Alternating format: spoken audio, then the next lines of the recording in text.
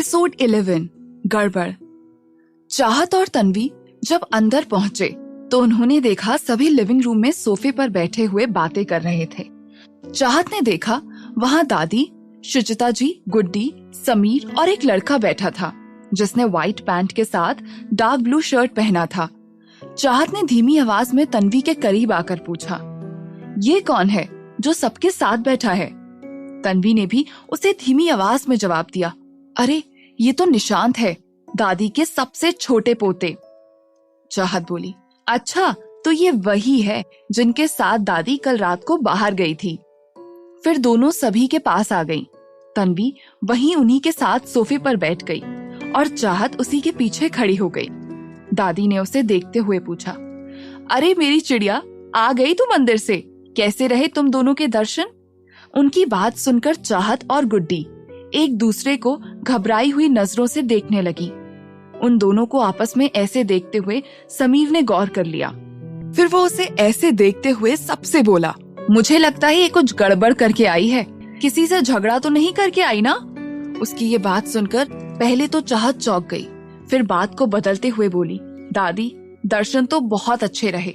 फिर वहीं सोफे पर पड़े कुशन को उठाकर समीर को मारते हुए कहती है, दादी ये खुद झगड़ालू है ना, इसीलिए तो इसे सभी लोग झगड़ालू ही लगते हैं।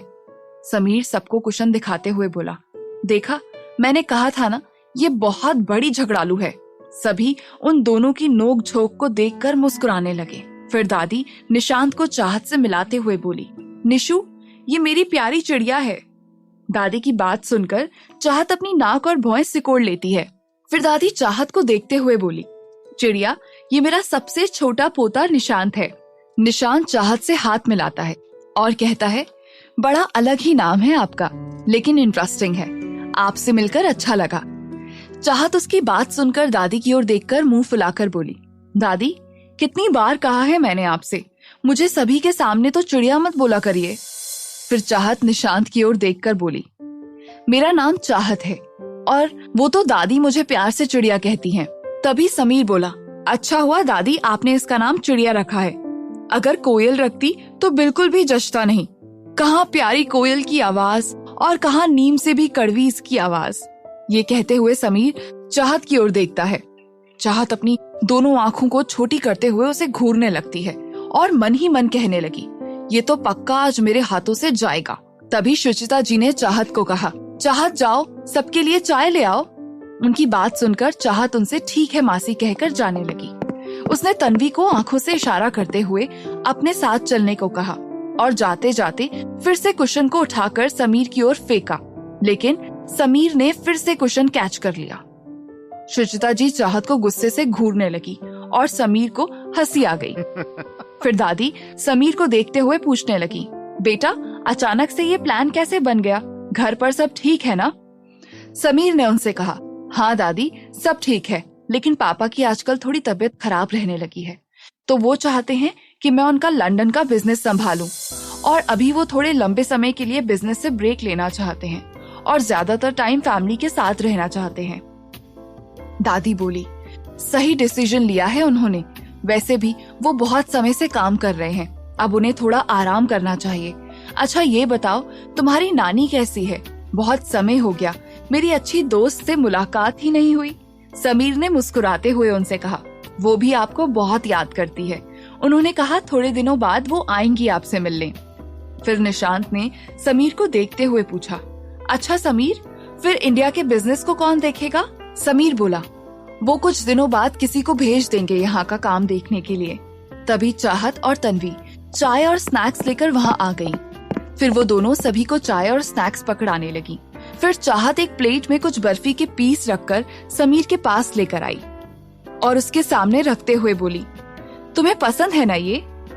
याद है तुम बचपन से लेकर अभी तक मेरे हिस्से की बर्फी चुरा चुरा कर खा जाते थे और इसी बात पर हमारी सबसे ज्यादा फाइट होती थी।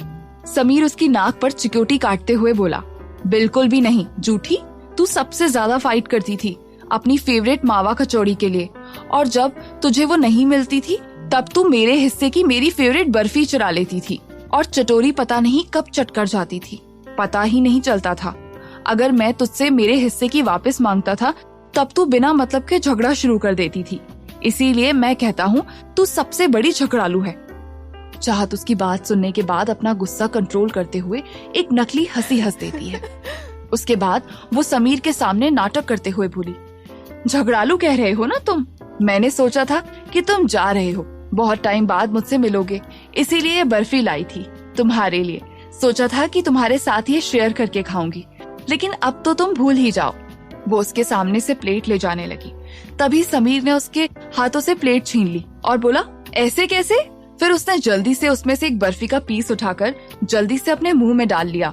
चाहत और तन्वी उसका चेहरा गौर से देखने लगे। इतने में समीर जल्दी से किचन की ओर भागा और उसे जाते देख तन्वी और चाहत जोर जोर से हंसने लगे। और वहाँ बैठे सभी लोग समीर को भागते हुए देख ये सोचने लगे कि उसको क्या हो गया है। गुड्डी ने चाहत और तन्वी को हंसते देख उनसे पूछा, दीदी आप दोनों इतना क्यों हंस रहे हो और उनको क्या हो गया? शुचिता जी गुस्से से बोली, जरूर इन दोनों ने उसके साथ बदमाशी की होगी, वैसे भी हमेशा उसे परेशान करती रहती हैं दोनों। चाहत और तन्वी मासूम चेहरा बनाकर एक साथ बोली, नहीं मासी, हमने कुछ नहीं किया। और फिर वो दोनों एक दूसरे को देखकर अपनी एक आंख मारने लगी। तभी समीर किचन से वहां आया और आते ही उन दोनों से बोला, जल्लाद कहीं की, दोनों की दोनों मुझे इतना सारा नमक खिलाकर मारना चाहती थी। चाहत उसे अपनी हाथ की एक उंगली दिखाते हुए अकड़ में बोली, देख समीर, तूने हमें सन की बिल्लियां, डेविल्स और झगड़ालू बोला था, तो तेरे साथ ये सब हुआ। अब तू जल्लाद बोल रहा है तो सोच फिर तेरा क्या होगा। शुचिता जी सोफे से खड़े होते हुए बोली, इसका तो पता नहीं क्या होगा, लेकिन तुम्हारा मुझे क्या करना है ये तुम्हें बताती हूँ। फिर वो चाहत के पास जाने लगी और चाहत जल्दी से समीर के पास चली गई और बोली, बचाना यार मासी से। समीर बोला, मैं क्यों बचाऊं? मुझे तो तूने नमक खिलाया था ना, अब मार खा आंटी की। चाहत बोली, बहुत अच्छे, अब अगर मेरा नमक खाया है तो चुका भी दे मुझे मासी से बचाकर। चाहत की बात सुनकर जहाँ सभी को हंसी आ रही थी, वहीं समीर ने मुंह बना लिया और शुचिता जी से कहने लगा, मासी देखिए क्या कह रही है ये, एक तो गलती करती है, ऊपर से मुझे ही तेवर दिखा रही है। चाहत उसे घूरते हुए बोली, अपनी गलती कभी मत मानना। समीर बोला, मेरी गलती? एक तो मदद मांग रही है और मुझे ही अकड़ दिखा रही है, अब तेरी कोई मदद नहीं करूंगा। चाहत उसकी बाजू कसकर पकड़कर बोली, अरे तू तो बुरा मान गया, प्लीज बचा ले। अब शुचिता जी उनके पास आ गई और चाहत समीर के पीछे छुपकर उनसे बचने की कोशिश करने लगी। सभी उन्हें देखकर हंस रहे थे। फिर समीर शुचिता जी को बोलने लगा, माफ कर दीजिए आंटी से, आप तो जानती है ना ये तो एक नंबर की झल्ली है, जाने दीजिए इसे। चाहत उसके पीछे खड़ी खड़ी उससे धीरे से बोली, तू मेरी हेल्प कर रहा है या मेरी इंसल्ट? समीर बोला, क्यों नहीं करूं तेरी हेल्प। फिर वो उसकी ओर देखकर हल्का हल्का मुस्कुराने लगा तो चाहत के चेहरे पर भी स्माइल आ गई। शुचिता जी चाहत की ओर देखकर बोली, जल्दी कुछ मीठा खिलाओ इसे, नमक से इसके मुंह का स्वाद खराब हो गया होगा।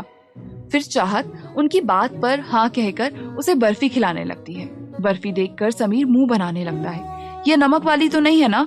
चाहत उसे देखकर कुछ बोली, ये तो चीनी वाली है, अगर नमक वाली इतनी पसंद आई है तो मैं अभी लाकर देती हूँ। समीर जल्दी से उसके हाथों से बर्फी खा लेता है और कहता है, तू ही खा लेना मेरी तरफ से। थोड़ी देर सभी ऐसी हंसी मजाक की बातें करते रहे। इन सभी मस्तियों और बातों में गुड्डी और चाहत सुबह की बात से अपनी परेशानी भूल गई। फिर समीर सोफे से खड़ा होते हुए बोला, अब मैं चलता हूँ, मेरी फ्लाइट का टाइम भी होने वाला है। उसने दादी और शुचिता जी के पैर छूकर आशीर्वाद लिया, निशांत के गले मिला और गुड्डी को बाय कहकर चाहत और तन्वी के साथ बाहर आ गया। वो सभी समीर की कार के पास पहुंचकर खड़े हो गए थे। फिर तीनों आपस में गले मिलते हुए इमोशनल हो गए। थोड़ी देर बाद समीर उन दोनों को बाय कहकर वहां से चला गया। चाहत और तन्वी की आंखें उसे जाते हुए देखकर नम थीं। समीर के जाने के बाद चाहत और तन्वी घर के अंदर आए। चाहत ने दादी और शुचिता जी की ओर देखते हुए कहा, मैं घाट पर जा रही हूँ पूजा और हवन की तैयारियां देखने, आप लोग सभी समय पर वहाँ पहुँच जाइएगा। फिर इतना कहकर वो वहाँ से चली गई।